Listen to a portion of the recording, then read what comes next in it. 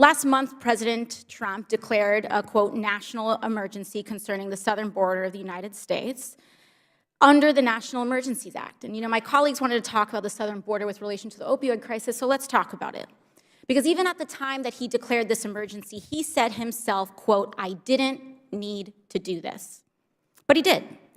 And at the time the president declared this emergency, the White House issued a statement that, quote, he would be using his legal authority to take executive action to secure additional resources. And he's transferred millions of dollars even from FEMA to ICE.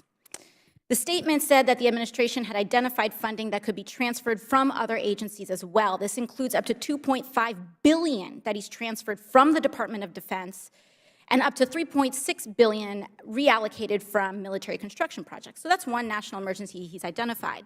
But about a year and a half ago, the president issued a declaration indicating that opioids also constitute a public health emergency.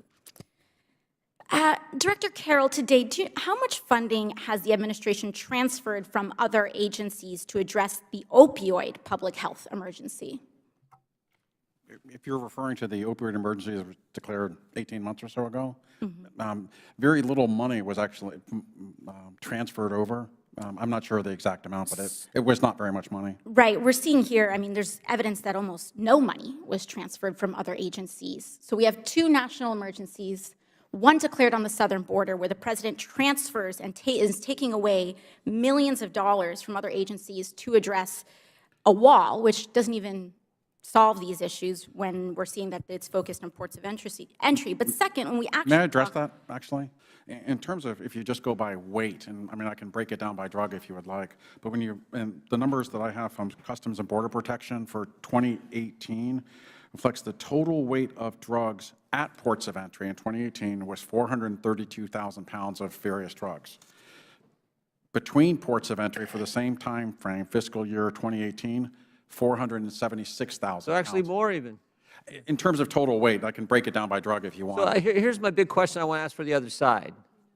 Because just a few weeks ago, that enough fentanyl was captured to kill 57 million Americans. You remember this story when this happened? Yeah, just a few weeks back, right? Yes, sir.